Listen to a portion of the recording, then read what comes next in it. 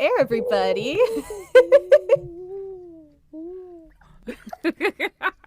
It's already started. Hi.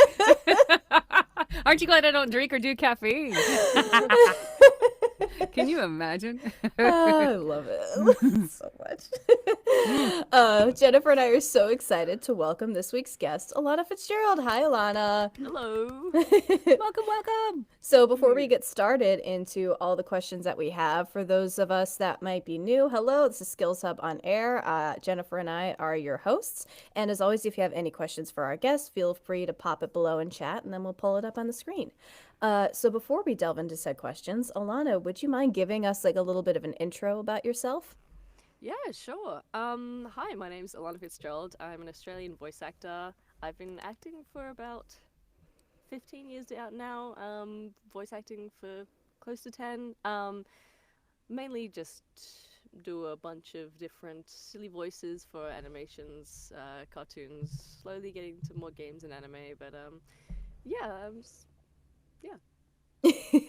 Alannah's also a Yay! fantastic actor, primarily in the indie scene too, known as Sin and Sin and Murder Drones, yes, and Mel in and the Gaslight Gaslight District. Oh, it was so good. Let me tell you, this like that's like I'm so pitifully behind on Glitch, but when we had met at what was it, WeebCon, right? I think it was a WeebCon. WeebCon, yeah. Yeah, my friend and I literally went straight back to his apartment and we watched it. It is, let me just get on a little tangent about this for a second. It is just terrific. Like the whole style is so unique and it's such a unique concept and I love Mel so much. Mel and Breadhead are my absolute two My favorites. favorites too. Not to be biased, but Mel's pretty. She's pretty cool. Yeah. Oh, Most of the time spent developing that show was mostly experimenting with the art style, is what I was yeah. told. So that's why it took so long. Now you can see it turned out really, really great. And now hopefully that if we kind of understand what kind of way we're going to make it look, maybe it might be quicker to get more stuff out.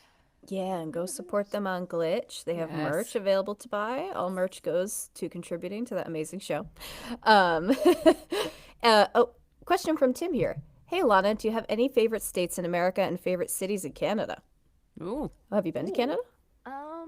I've never been to Canada, and the states that I've been to in America. I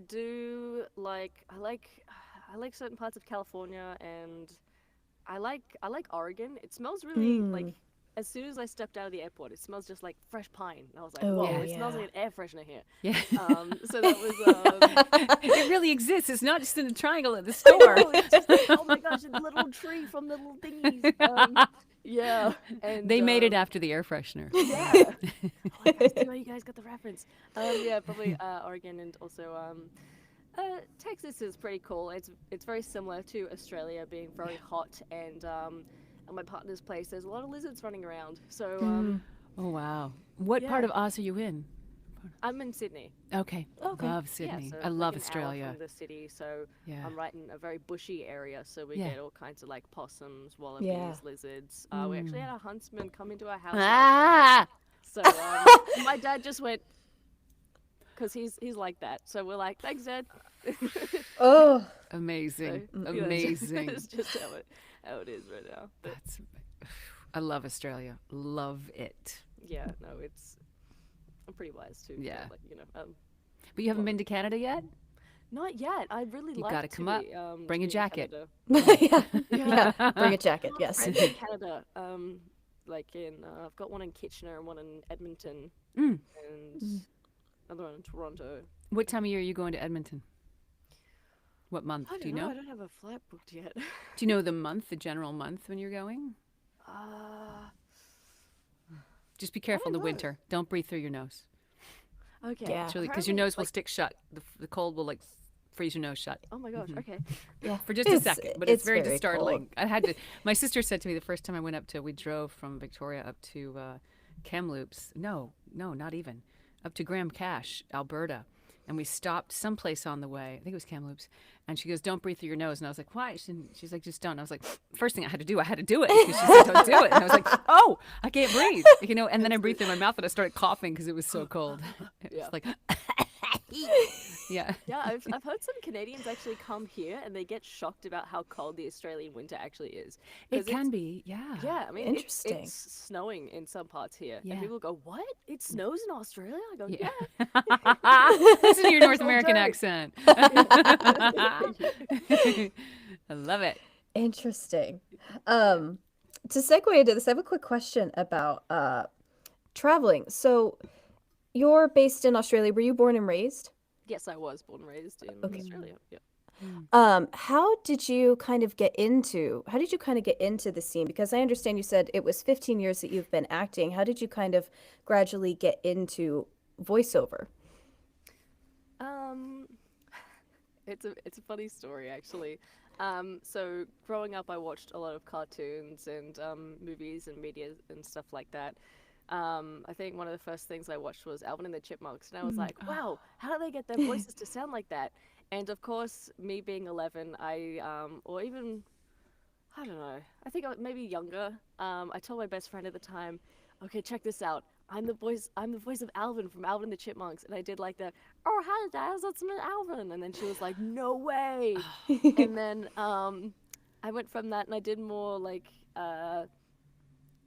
research on what this was. I was like, "What is voice acting?" And I came up and I saw Bryce Papenbrook, I saw Jennifer Hale, I saw all kinds of voice actors. I went, "Wait, this is actually really cool." So I started looking at it, and I told my parents, I was like, I want to try this and see. It was a couple of years after I had,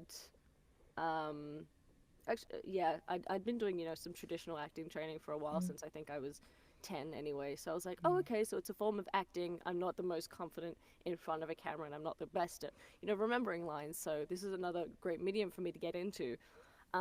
So I checked that out, and I found a whole community. And one Christmas, I got a little Samsung media microphone, and I just went online and started doing my thing. And I was like, "Oh, this is so cool!" And my mom had a bunch of recording equipment, all this stuff, because she's a singer-songwriter, and my parents have both worked in the music industry, so a lot of recording equipment already. So that was really that's cool. great. So yeah, quite no better place for me to start for a voiceover career, really. Yeah. That's awesome. Yeah. Awesome. Interesting. So your parents have music industry knowledge. Do you think that kind of helped you navigate the voiceover industry a I bit? think it did. Yeah, I think it did, because growing up, I knew a lot more terms for audio and whatnot Oh, than the okay. average person. Some people go, "Oh, this is like echo," and I'm like, technically that is reverb." Yeah, and just always being used to, the sound dampening foam and the bass traps and everything like that, and they're getting used to that people still can hear you outside your booth. So Yeah. Yeah. yeah, sometimes my neighbors will be like, "Were you having a session yesterday? Because we could hear you." Like, Or were you I'm being so murdered sorry." in your closet? I'm fine. They were like, "You're doing a great job. Always a pleasure to hear you screaming, Allanah." And I went, "Thank you." Oh my So God. it was really nice. But yeah, I think it did help, and also my parents helped me from time to time. Especially my mom introduced me. I knew about diaphragm control from a young age as well, because she used to teach singing as well. So that definitely helped. So a little bit of a hack there. So yeah, very handy. Learning from those who came before. One of the best Yeah. hacks. Yeah, 100%. I feel like those two are definitely like really key, especially when you aren't in LA, I feel like you have to have like a really strong setup. So I'm curious from your perspective too, when the pandemic hit versus when, things had lifted and everything started going back to normal, do you feel like there was a sudden rift or shift in the change of like opportunities for remote voiceover, or do you feel like it stayed the Yes, same? 100%. I noticed during the years of the pandemic, I used to get so many auditions from, say Crunchyroll and a lot more game producers and whatnot. And then as soon as like say 2023, 24 hits, I just stopped receiving auditions and stuff like that, Wow. because they say you need to be in studio and whatnot. I'm like, oh well, it's a bit tricky because I'm lucky that I have a partner that is from the States, so I'm working on getting, I've got an LLC and I'm Mm-hmm. working on getting a visa and whatnot, but in the end it is really expensive, and Yeah. I do have Yeah. a really good setup here. Like, this is a custom booth and everything. Yeah. So I just kind of wish it was more, there were more opportunities for people outside of, LA and Texas and whatnot. Because it's really hard. And 10 years and I still don't have an agent. And one of the reasons is because they say, oh yeah, no, you're great and everything. We'll think about it, but you're just not close enough for us. That's so interesting. Yeah, so for a couple of years I just been sending my stuff in. No one's ever taken me. Most of the time been ghosted, and one time they were like, oh, yeah, we actually have someone who sounds exactly like you, so we're not gonna take you. That's So the I'm like, thing. yeah, fair enough. Have you? I have a question actually about this because Yeah, of I hear course. this and I can't help but get in here and start poking. Like, okay, because you're great, and how do we, you know? How are your relationships with buyers? Do you have separate relationships with casting directors and voice directors? Have you developed some of those? Because there's a lot Yeah, of I online do. I spaces know where a you can lot do of that. casting directors and whatnot, and Yeah. yeah, I feel like I've got a lot of like connections and networking, and I've had some people try and refer me into some agencies and whatnot, and I know people who agents themselves, but Yeah. I guess a lot of people say, oh yeah, we'll put you on this roster, or we'll send you stuff, and then Yeah. no one ever does, which I understand. It just happens, but Yeah, but it's become I very much a global industry. Like I'm hearing your Yeah. experience, and it sounds. I can hear how real it is and how it's actually happening for yeah, you. it's And just I also really know people who are yeah. nowhere near LA and have LA agents. I'm like, we will talk offline. Yeah, yeah. This Yeah. is it's interesting. Interesting. Everybody's experience.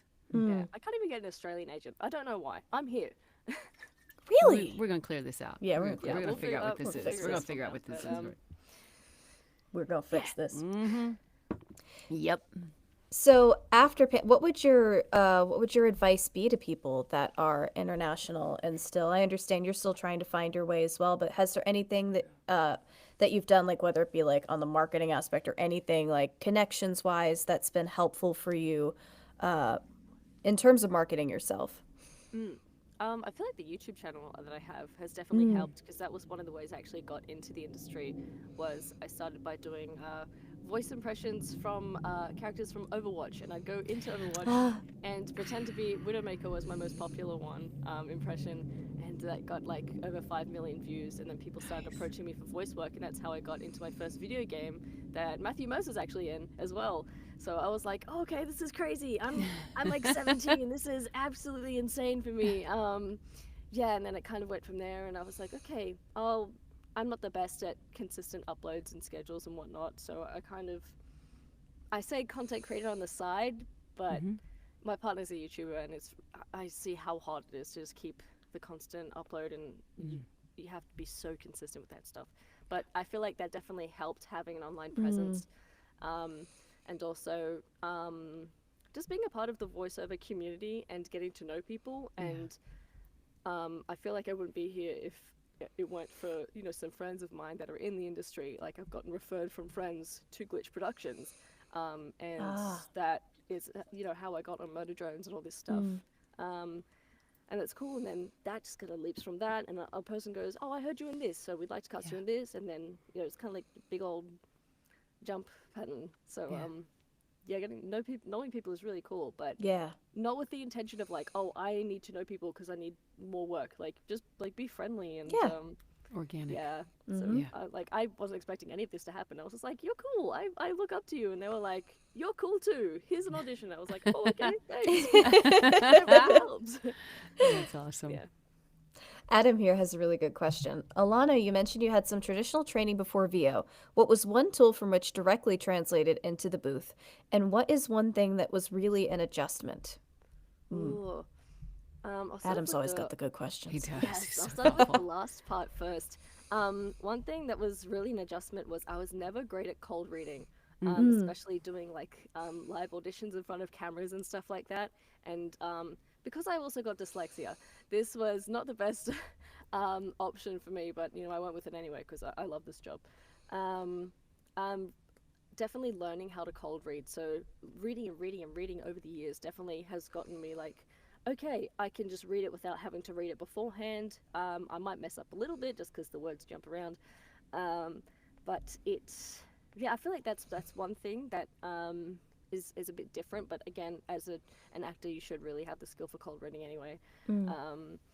And sorry, what was the first part of the question again? Oh no, you're good. What was one tool from which directly translated into the booth? I think, well, I first studied the Meissner technique. That was one of the first ones that I did. So the listening and reacting, but in this case, you're going to be reading and reacting. So kind of putting yourself in the shoes of what, is happening. So kind of, you're going to be reacting off the other person, which can make your performance stronger, in my opinion. Yeah. So that's really helpful for me, and also, I don't know. I've studied so many things. I've got a whole book, and I've just kind of like forget it. It's kind of just like muscle memory now. So, but yeah, I'd say that, and also learning how to control your diaphragm, because a lot of people don't know about the diaphragm support and end up ruining their voices. Yes, which is really dangerous, and it can be really painful and uncomfortable. So make sure you're supporting your voice with your diaphragm. It's so important. That's why we have paths. Our paths are like step-by-step instructions for building a career in all these different areas of voiceover. Every single one of them, Vocal Health 101 is required. Every single one of them. Yeah. Like you've got to protect your instrument. Take care of your voice. Please do. And it will take care of you. That is your moneymaker. Yeah, I don't want to mess with it. Don't shake this moneymaker. No. Sorry, it's a very old song reference. No, I know the song. You do? Okay, see, because your parents are musicians. That's how that goes. Tell me everything. I know all of it. Yep. Well, speaking of the paths and everything, Allanah is a member on SkillsHub, so I do have a question. How did you find SkillsHub, and how has it helped you? Oh man, SkillsHub has actually been like genuinely like a huge help for me, which is it's been crazy. I was just searching. I think I was just looking online. I was like, oh, I kind of need more like coaching experience, and just want to strengthen some areas of my voice acting. And even motion capture work, because I'm slowly starting to get into that too. And I think I was just briefly scrolling, and I saw a tweet by Jennifer, and I was like, oh, this is really cool. Okay, cool. So it's like you don't have to wait for like a whole workshop. You can work with someone one-on-one. And I saw this huge roster, and I think my friend had told me about it, and I was like, wow, this is cool. There's so many voice actors on here that I love and look up to and everything. And while you can kind of like fangirl on the side, you can really get really good advice and one-on-one, and they can help you with auditions, and they will help you with mock auditions and whatnot. It's been great, and actually some of the people that have been on there have been like, wow, you're great. I think you do a really good job, and we can push you to get some other jobs and stuff. And I was like, wow, that's really cool. And I've done even motion capture training on there, which was cool. With Trina Jensen, and I'm actually still kind of using it to this day. I still use it. I use it all the time. That's where I get my audition coaching. I'm like, I'm not doing this by myself. That sucks. No, it's great. It's such a handy website, and I love it. And I've got a big stack of. We're so glad you're there. Yeah. It's so great. That's So why I was happy. like, what, you want me on the SkillsHub on air thing? I was like, okay, I use that. Yeah. You deserve to be here. Oh, question from Jasper here. Allanah, you mentioned before that you had a YouTube channel that helped you in getting different jobs. What would help in the voice impressions when it comes to versatility? Versatility. I think listening is a huge part of like voice matching, doing impressions and whatnot.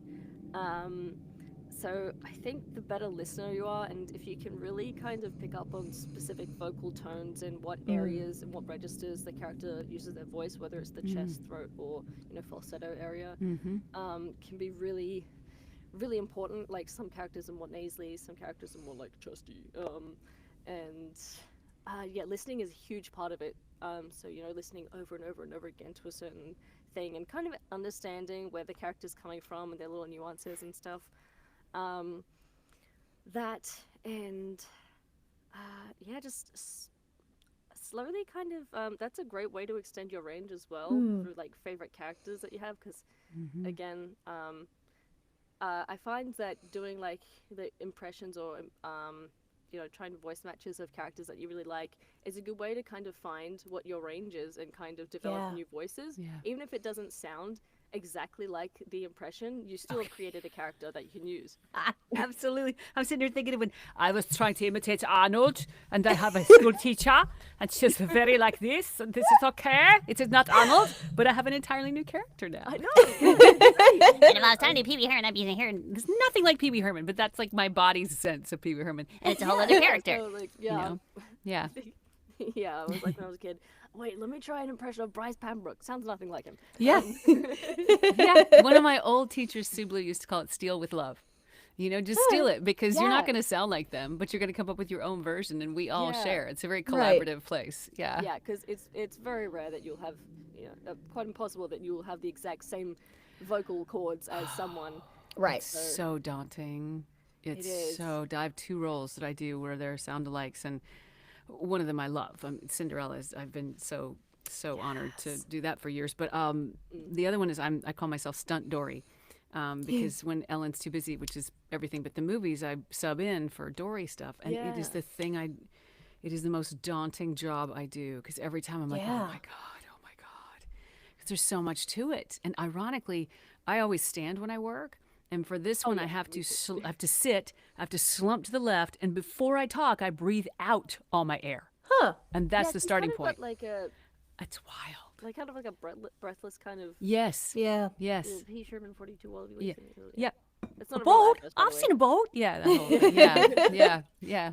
Oh, whale. The whale talk's my favorite. My absolute favorite. Yes. Yeah. Oh, my And plus, mom I embody. Zelda can tell you, I embody Dory internally. What What were you going to say about your mom? Oh, sorry. My mom brought up like when I was, getting into voiceover, I did this like app called Dub Smash where I'd lip sync for like characters and stuff like that. And I remember I did one for Dory, and she keeps bringing it up, and I've just got like the stupidest facial expressions ever, and it's just like. Just like a Yes, Dory that's one. to do it right. You hello. Yeah. Like, this is not a beauty contest. This is not a I beauty was like, pageant. I'm gonna let's put that to the side. 'Cause, yeah. Yeah. Don't look at me. Well, this is it's a booth. Don't look. Yeah. Don't. No, Right. no, Don't look. no. Right.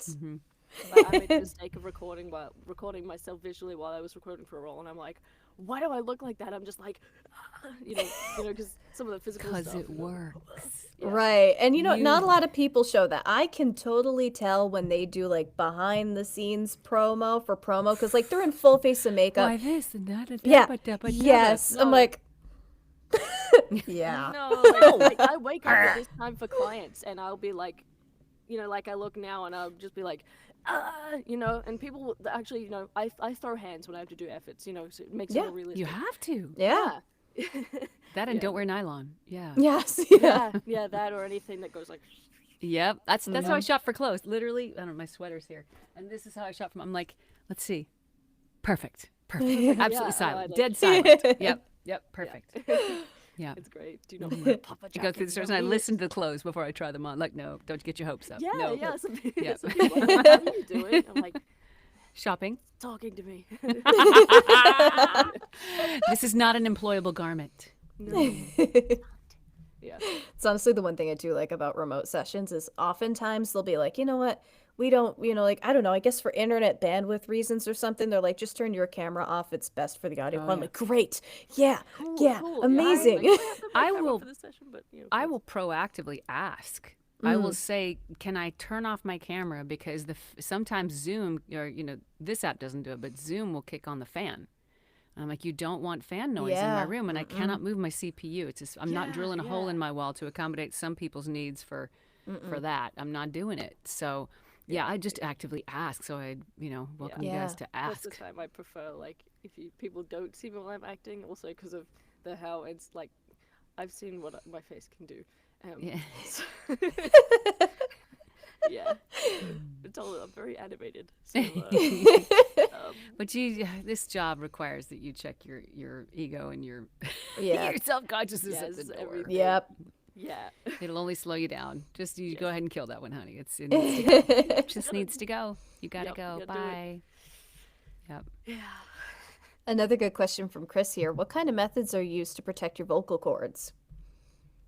Ooh, okay. So again, using diaphragm control, because you don't want to strain your voice. You want to give it Yeah. some support, especially for screaming. Because I hear people do like fake screaming, which is one of the worst things you can do, like the and like the just like straining your voice. You want to give it support. So if your voice is hurting pretty much at all, you're not really using it correctly. Like it's your instrument, and you gotta that and vocal rest at important times are really great. Tons of water. Water's got to be one of your best friends. Warm yes, water. Warm water. Warm water. I drank all mine. Yeah. Yeah, vocal warm-ups are super important as well, because you have to warm up before going to the gym and stuff. It's a muscle, so you have to protect that and warm it up. Gradually do it, otherwise you can have so many mistakes and it can hurt. And also tea and with lemon and honey is always really good. Tea is really good. And I think this isn't exactly like a throat protecting stuff, but this is something that I was taught with like if you don't have enough saliva, pop in like a green apple or something in your mouth, and then if you have too much saliva, put a bit of coffee under your tongue. Or that's what I was taught. Little tip with the apples, though. Please chew them carefully. Were we talking about this, Yes. Zelda? Yes. The first time I ever took a bite of an apple, we talked about this. Yeah, JV. Yeah. Where like you take I was like, okay. And I took an actual bite of an apple, like an actual bite. And then I stood there for 10 minutes just like chewing while the clock is running and I'm chewing as fast as I can. Everybody's staring at me. You just sink your teeth into it, let some of the juice come in your mouth and you take your teeth out. So just get the salivary glands kind of active. Yeah. The pectin too is helpful. Yes. Yeah. Too, it occurs to me like training, practicing. Like I know when I get in here and I sing it out with stuff that I love and stuff that challenges me, this thing is ready to go. But it's like if you were going to go to a lifting contest and you just showed up at the gym the day before. You have to be consistent because some of these sessions are lifting contests. They're like, woo, my goodness. Like for me, I was taught like a Broadway belt technique and diaphragm, jaw, like lats, but everything is like a rock. And then then you can like, I won't do it now, but you can belt and this stays chill. Yeah. This lose everything else. Yeah. Exactly. Support all around it. I just picture this what is it, fortress all around the vocal box. Yeah. Yeah, no, it's great. I do have a fun question to cap this all off. So, if you could hang out with one of your characters for a day, who would it be with, and what would you do? Oh. I think Mel and I would get up to some shenanigans because there's a lot of myself and her would be like, Yo, let's go do something. Yeah, let's spray paint on the car. I wouldn't actually be, but she'd do something like, some fun like pranks or something like that, or just I don't know. I feel like she'd be really, really chill to hang out with. Yeah. I don't know, maybe open some Pokemon packs. I feel like she'd be like, Dude, look at this one. Or just like gaming or something like that. Just some cool stuff. Or I don't know. I feel like she'd like whatever I like because what I say goes. It's your imaginary world. Why would you Yeah, put it's anyone true. else in charge? True. Whatever I draw, because I did her doodles as well in the show. So whatever I drew, I was drawing as her. So any drawings that I did was her art, but it was done by me. So I thought that was a really cool detail. Oh, that's so That's cool. neat. Yeah, it was so sick. So I quite literally worked on the show in more ways than one. So I was absolutely literally like the character. So I was like, How would she draw? How is her handwriting? She writes like a toddler. So I go, yeah, whatever. That Really good Love at school that. anyway. did segue actually me into one last question. So, finding voices for characters, do you let them come naturally, or do you think about it before you kind of get a go at it, or you just kind of let it come to you? of a mix depending on what the client kind of wants. Usually a visual reference helps for me, because like, oh, you know, like how big are they? Are they small? Do they look like nerdy? Or like would they have like a nasally voice? Or sometimes, you know, they'll have like the vocal moods, vocal boards, like previous references of some characters already existing, just mash them together. That's what I did with, you know, Mel and Sin and stuff like that.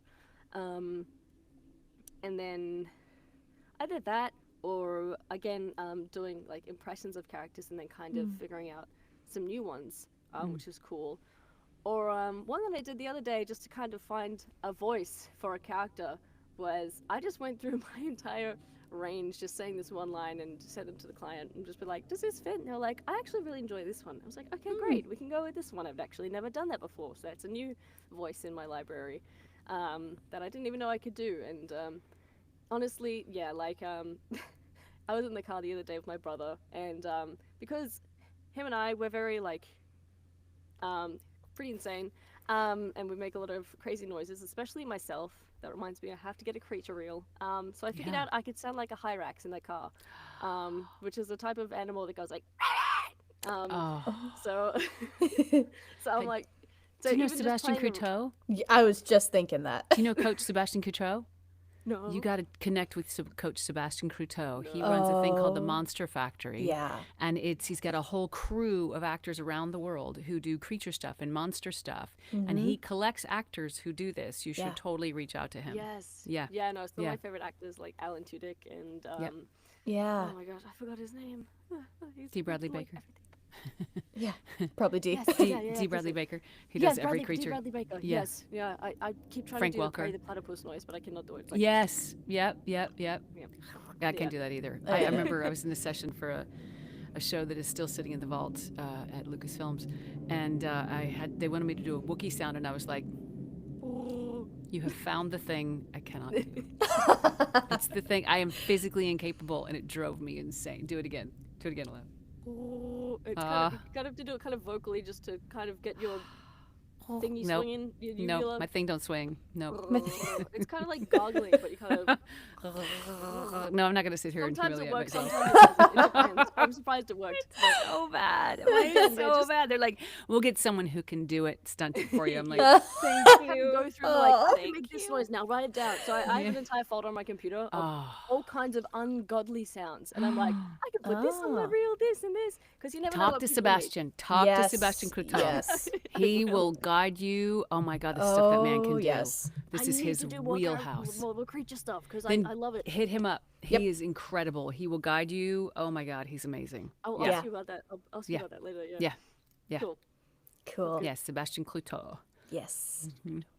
Yeah. Alana, thank you so much for joining us here. It was so amazing getting to talk to you. Yes. Before we let you go, where can people find you? You can find me all over the internet. My main social handle is Fitzzyva, Fitzzyva, on Twitter, YouTube, Twitch. Sometimes I stream. I'm very uncoordinated with streaming times and stuff like that. Yeah, just I'm pretty sure if there's a platform I exist on it. If not, we will tell you. Yeah, tell me. On the other platforms in which you do exist. Hey, Yes. you missed one. You get on there. I will. Yes. Blue Sky. I'm not that active on there, but I have to be more active. Yeah. I just showed up on there last week for the first time. It's fascinating. Yeah. Fascinating. Yeah. Yeah. Yes, that's cool. Thank you. Thank you, Alana. Yeah. And thank you, everybody, for tuning in and asking all of your wonderful questions. Thank you so much. Be sure to tune in next I'm week. a huge fan, by the way. I absolutely love your work. You're a huge inspiration to me. So Aw. to be in the same call with you is like.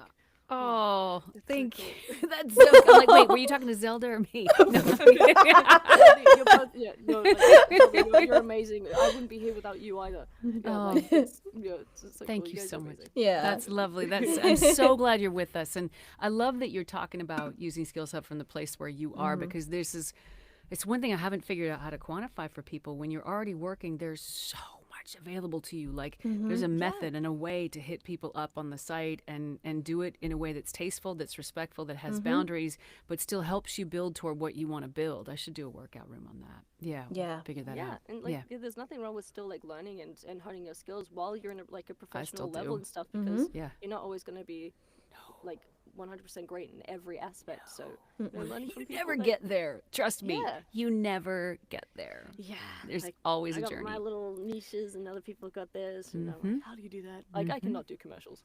Not yet. Never say never. Yeah, Never say I never. mean, I feel like I can, but I don't know. The breathing. They're little patterns mini will be movies. Every one of them is a little mini movie, and for every one of them that you do, there is one person at least out there who really needs to hear it. So just talk to them.